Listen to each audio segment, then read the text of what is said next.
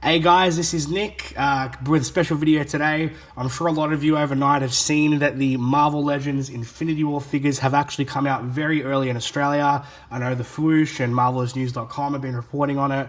Myself and a few others from the Marvel Legends Australia Facebook page have actually shared some pictures that we've taken in person. I've seen the whole wave in person at store. I have a few of them here today. Full disclosure, the three at the back aren't actually mine. I won't be opening or reviewing them. We're going to have a very quick look at them today, have a bit of a chat for a few minutes about the wave before I actually get into the meat and potatoes of this video, which is going to be the review of the one figure that I did buy.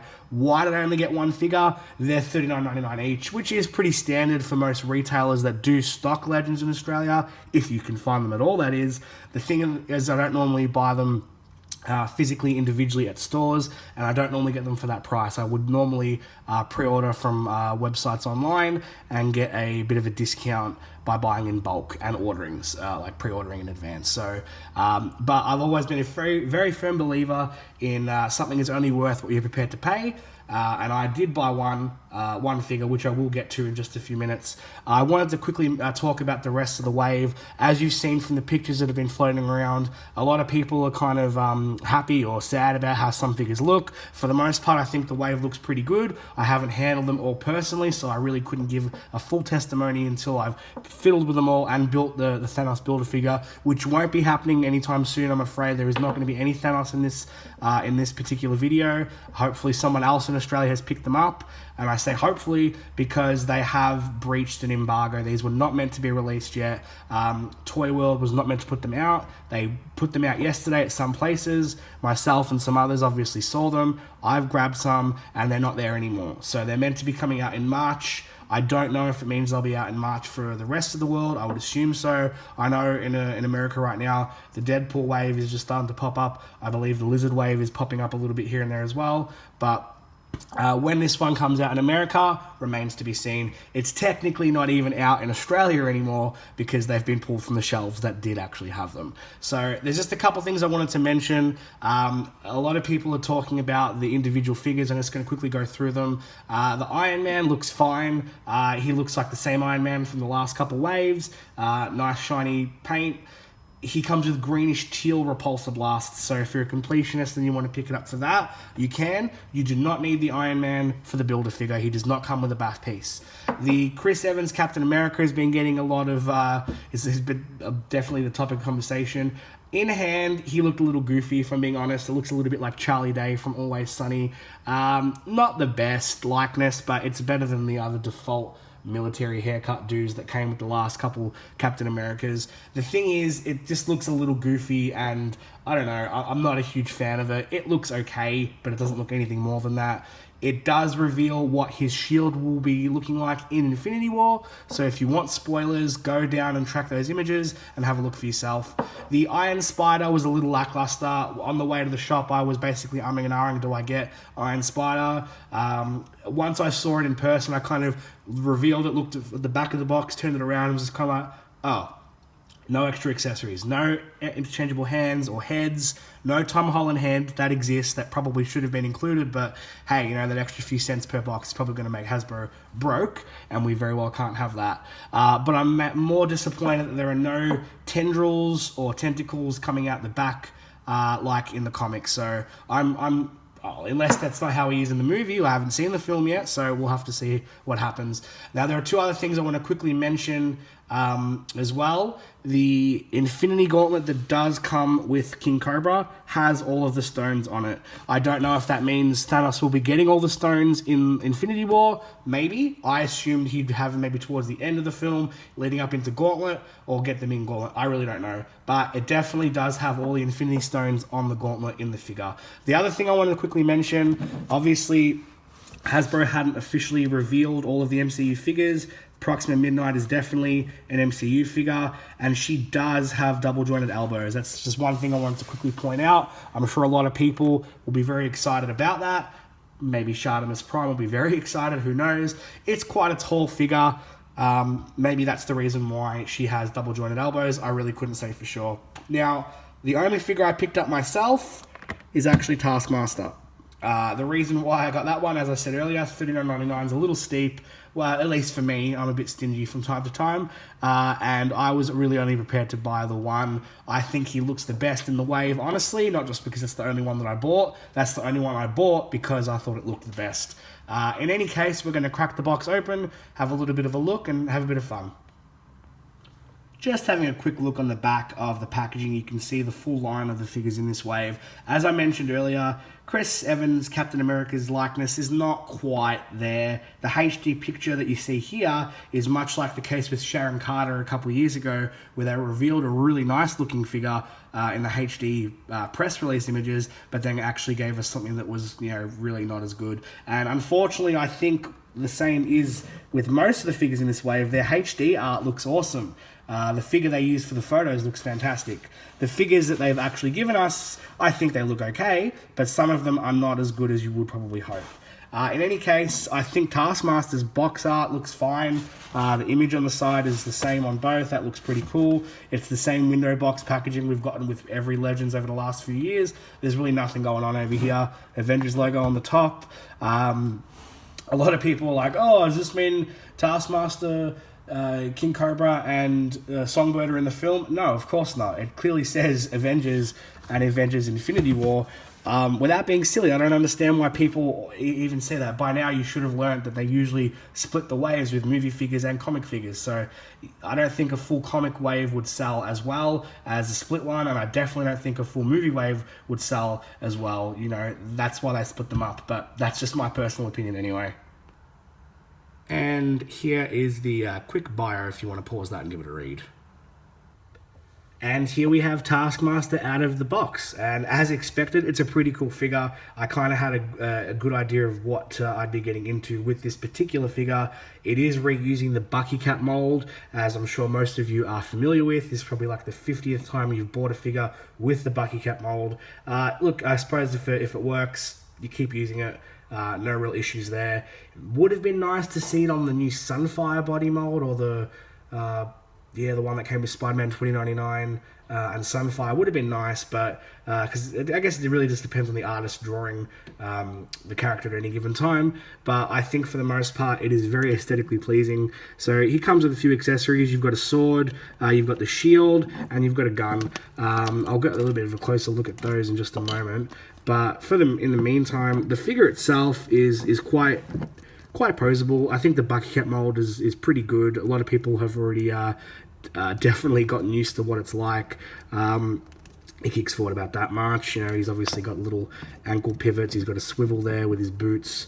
It's not a very ratchety figure. Some Bucky Cap molds can be a little clicky like that. It's fine. There's not really any issues with it. Like the last couple times the Bucky Cap mold was reused, the legs were shaky, or it had really clicky arms and shoulders, things like that. That's not the case with this one here. You can actually pop his head off. The cape is removable. I quite like what they've done with the cape. It's good colors. It's a nice vibrant orange. There's not really any shading or anything like that. It would have been nice, like with the old Toy Biz one, that had a little bit of like bluish shading, but I suppose the budget would have just been completely blown if Hasbro had done that. It's got a nice little kind of collar piece that goes around his neck. The cape itself goes over and then plugs into the hole, and then you just go ahead and pop the head on top. Now, I don't think this is the exact same head that came with the Udon Taskmaster from a couple of years ago. I will compare that in a moment, so we'll have a closer look then. But the figure itself, I think, is pretty decent. You've got a couple, whatever the heck this band is around his leg, just kind of falls down a little bit, much like the Cyclops that came out last year did? Yeah, I want to say, yeah, the Warlock Wave Cyclops. He's got a few little belts and little pouches on his belt. Again, no paint shading. That would have been nice. A bit of like a dark brown wash, or a little bit of a black wash would have been nice, just to kind of give it a little bit more detail. But I think the sculpt is nice. I'm sure they've been reused before. I'm not a huge fan of this little gun. I believe this is just a gold version of the gun that came with the Nick Fury and the Shield Soldier. It's fine. I guess it does look a little bit similar to the old Toy Biz gun. Kind of. The the difference is the Toy Biz gun looks really nice and has, you know, detailed paint. You've got silver on the handle there as an example. And he looks pretty cool holding it. I think that this gun looks great. The issue is it doesn't fit in the holster. So, but, you know, it's not like Hasbro were trying to capitalize on the figures that have already been released and reuse their accessories. So, speaking of reused accessories, the sword that comes with it is the exact same sword. Well, for the most part, the exact same sword that came with the Baron Zemo from the Mandroid wave a couple years ago. The difference is that the Zemo sword, if I can get it... Ah, damn. There it is. The difference is the Zemo sword is got more of like a gold, yellowy color, and the Taskmaster sword has more of like a brass gold color, if that makes sense. I much prefer the Taskmaster one. I got nothing against this sword. I've actually been using this exact sword as a stand-in for my Toy Biz Taskmaster, because when I purchased it loose, it didn't come with all the accessories. So that's what I've been using, and obviously Hasbro said, hey, that's a fantastic idea, Nick. We're going to go ahead and give the new Taskmaster the same sword, because they clearly saw what I had. The shield, I think, looks pretty good. It's a nice, nicely printed shield there. It looks nice. It's clean. A little bit screwed up white part there. Not a big deal. My issue with the shield is that when you go ahead and put it on his hand, like this, and have it stood up like that, the T is on the side. So this is meant to be a T for Taskmaster, so that all his enemies know who's coming when he throws this at them. It's just a little bit lopsided. It's not a big deal, but when I compare them a bit later on to some of the other figures, you'll see that the Toy Biz one doesn't have that problem, and even the last Hasbro one doesn't have that problem. Aside from those few little gripes, I think the figure is pretty good. I haven't had any issues, but I had a bit of fun playing and posing around. There's not a lot that I guess is left to be desired. It is what it is. It's what I expected it to be, and I'm happy with it. And here's the new Taskmaster compared to the other two Taskmasters that have come out in Marvel Legends form. On the left, you have the classic Toy Biz, which came out, I think, mid-2000s. And on the right, you have the Udon Taskmaster by Hasbro from a couple years ago. I believe that one might also be based on the design from the Ultimate Spider-Man show. I'm not 100% sure. I think they're all pretty good, but looking at the new one now really makes me dislike the one on the left, the Toy Biz one. Definitely doesn't stand up the way it used to. It's got some pros for sure. I like the length of the cape. I like that the cape and his boots had some blue wash, but that was when Toy Biz did things like that. I think the shield's a little bit big, personally. I love the gun that it comes with. I wish it was slightly smaller, just ever so much slightly smaller, that I could fit it into the holster of the new one. The Udon one on the right, I think, is pretty cool. It's not the everyday costume that Taskmaster wears. This is more of a bit of a niche kind of costume. I think a lot of people were kind of disappointed that when Hasbro revealed this a couple years back, they hadn't revealed a classic Taskmaster, but they did give us the head that came with the Udon Taskmaster. It's not the exact same as this one here. They are different, and I'm curious to see if they're interchangeable. I don't see why they wouldn't be. So this is the one that came out a couple years back, and this is the new one. And let's just have a quick look.